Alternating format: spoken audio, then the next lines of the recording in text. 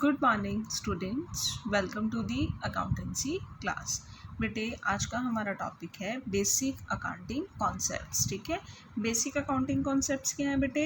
ये fundamental ideas हैं, assumptions हैं, जिसके बेसिस पे सारी की सारी अकाउंटिंग जो है वो करी जाती है, जिसके बेसिस पे हम सारे के सारे रिपोर्ट्स जो है वो तैयार करते हैं। कुछ इंपॉर्टेंट कंसेप्ट्स हैं जो कि यहाँ नीचे दिए गए हैं, जिसको हम वन बाय वन क्या करेंगे, डिस्कस करेंगे। First is business entity concept. Business entity concept क्या कहता है कि बिजनेस एंड ऑनर दोनों क्या है, सेपरेट पर्सन्स हैं, सेपरेट आइडेंटिटी है।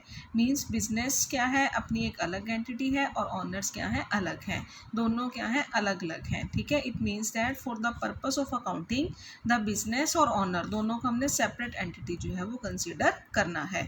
जब भी कोई पर्सन, फॉर एग्जाम्पल जैसे जब भी कोई पर्सन बिजनेस के अंदर कोई मनी लेकर आता है, जो भी अमाउंट जो है कैपिटल के तौर पे बिजनेस में इन्वेस्ट करी जाती है, तो वो बिजनेस की लाइबिलिटी होती है, क्योंकि बिजनेस की क्या रिस्पॉन्सिबिलिटी हो जाती है कि उसने इतना पैसा कमा के ऑनर को क्या करना है, रिफंड करना है। ठीक है, ये हर बिजनेस की लाइबिलिटी हो जाती है। सो जो भी amount of money owner business के अंदर इन्वेस्ट करता है एज अ कैपिटल, तो वो बिजनेस की क्या होती है, लाइबिलिटी होती है। बिजनेस की लाइबिलिटी हुई ना, इट मीन्स बिजनेस और ऑनर दोनों क्या है, अलग अलग हैं। ठीक है, here one separate entity is assumed to giving money to another distinct entity। ठीक है, क्योंकि एक जो है सेपरेट एंटिटी, दूसरा पर्सन मतलब ऑनर जो है वो बिजनेस को क्या दे रहे हैं, मनी दे रहे हैं। ठीक है, दोनों क्या है, सेपरेट सेपरेट एंटिटी है। सिमिलरली अगर बोलें कि जब ऑनर बिजनेस से कुछ भी मनी या कोई चीज़ जो है विड्रॉ करता है, तो उसे क्या कहा जाता है, ड्रॉइंग्स। क्योंकि जब भी बिजनेस से कुछ विड्रॉ करा जाता है, ठीक है, अपने पर्सनल यूज़ के लिए, तो इससे ऑनर की कैपिटल क्या हो जाती है, रिड्यूस हो जाती है, और इससे बिजनेस की जो लाइबिलिटी होती है वो भी क्या होती है, रिड्यूस होती है। इसीलिए क्योंकि दोनों क्या है, सेपरेट सेपरेट हैं। कैपिटल बिजनेस के अंदर इन्वेस्ट करते हैं तो बिजनेस की लाइबिलिटी इंक्रीज हो जाती है। वही कैपिटल अगर बिजनेस से कुछ विड्रॉ करी जाती है एज अ ड्रॉइंग्स, तो इससे बिजनेस की कैपिटल क्या हो जाती है, डिक्रीज हो जाती है, लाइबिलिटी क्या हो जाती है, डिक्रीज हो जाती है। ठीक है, सो बिजनेस एंड ऑनर दोनों क्या है, अलग अलग हैं। ठीक है, तो accounting records are made in the books of account from the point of view of the business unit and not that of the honour.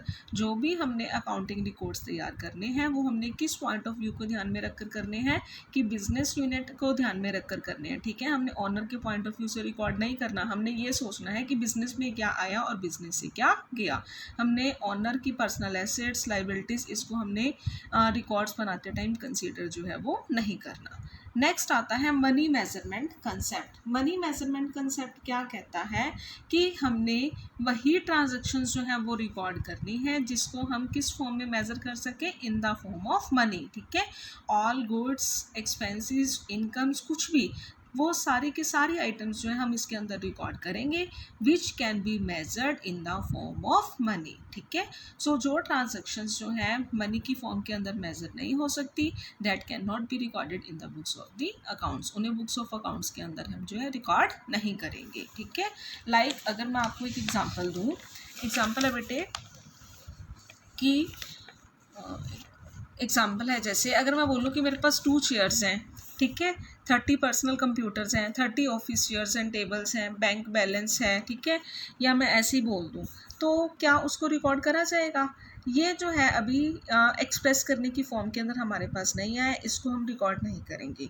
But अगर मैं बोलूँ कि मेरे पास फैक्ट्री है, उसकी कॉस्ट 2 करोड़ रुपीज़ है, ऑफिस बिल्डिंग है, इसकी कॉस्ट जो है इतनी है, 1 करोड़ है, कंप्यूटर्स हैं उसकी कॉस्ट 15 लाख है, ऑफिस चेयर्स एंड टेबल उसकी कॉस्ट 2 लाख है, रॉ मटेरियल की कॉस्ट 33 लाख है, फिनिश्ड गुड्स की कॉस्ट 4 लाख है।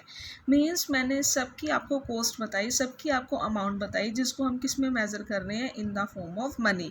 तो इन आइटम्स को हम क्या करेंगे, बुक्स ऑफ अकाउंट्स के अंदर रिकॉर्ड करेंगे। ठीक है, सो वो सारे ट्रांजेक्शन्स जो हैं जिसको हम in the form of money के अंदर मेज़र कर सकते हैं, उन्हें हमने बिजनेस के अंदर क्या करना है, रिकॉर्ड करना है। ये ऊपर इंफॉर्मेशन थी अकेली कि ये चीज़ें हैं हमारी, सो इन्फॉर्मेशन है उसको रिकॉर्ड नहीं करना, हमने उनकी अमाउंट को रिकॉर्ड करना है। ठीक है, ये था money measurement concept. Next number पे आता है going concern concept. Going concern concept क्या मानकर चलता है कि हमारा बिजनेस जो है वो कॉन्टीन्यूसली चलता रहेगा, ठीक है। उसका जो कंटिन्यूइंग पीरियड है वो क्या है, इनडेफिनिट है। इनडेफिनिट मीन्स हमारा बिजनेस लंबे समय तक चलेगा और वो फ्यूचर में कभी भी लिक्विडेट नहीं होगा, ठीक है। उसका जो कंटिन्यूइंग पीरियड है वो अनसर्टेन है। So this is an important assumption of accounting as it provides the very basis for showing the value of assets in the balance sheet। तो इसके अंदर अगर हम कोई भी एसेट परचेज करते हैं या कुछ भी है तो हम वो काफ़ी सालों तक हमारी बुक्स के अंदर क्या है, चलती रहेंगी, रिकॉर्ड होती रहेंगी, ठीक है। सो फॉर एग्जाम्पल जैसे a personal computer for a sum of ₹50,000 what we are buying really is the services of the computer that we shall be getting over the estimated lifespan, over its estimated lifespan। हमने एक जो है computer purchase किया 50,000 का और जो है वो हमें काफ़ी सालों तक अपनी सर्विसेज प्रोवाइड करेगा, से 5 years, ठीक है। सो इसका ये मतलब तो नहीं है कि ना कि हम सारी की सारी अमाउंट एक ही ईयर के अंदर चार्ज कर दे जिस ईयर हमने उसको परचेज किया, ठीक है।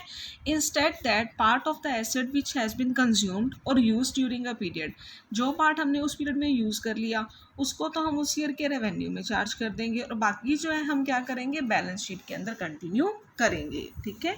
सो जो हमने कंज्यूम नहीं किया वो आगे कैरी फॉरवर्ड होता रहेगा उसकी एस्टिमेटेड लाइफ तक। तो एवरी ईयर हम 10,000 चार्ज करते जाएंगे, जो रिमेनिंग बचता जाएगा वो हम बैलेंस शीट के अंदर जो है रिकॉर्ड करते जाएंगे। That is going concern concept कि हमारा बिजनेस जो है कॉन्टीन्यूसली चलता रहेगा। तो इसके अंदर हमने डिफरेंस करना होता है हमारे फिक्स्ड एसेट्स के अंदर, हमारे करंट एसेट्स के अंदर। नेक्स्ट है accounting period concept. Accounting period, बेटा अकाउंटिंग पीरियड हमारा कब से कब तक होता है, 1 अप्रैल से स्टार्ट होता है, 31 मार्च को ख़त्म होता है। So accounting period refers to the span of time at the end of which financial statement जो है एक बिज़नेस की तैयार करी जाती है, जिसमें ये देखा जाता है हमें कितने प्रॉफिट्स हुए, हमें कितने लॉसेस हुए और हमारे बिज़नेस की एग्जैक्ट पोजीशन क्या है, दैट इज़ हमारी एसेट्स क्या है, हमारी लाइबिलिटीज़ क्या है।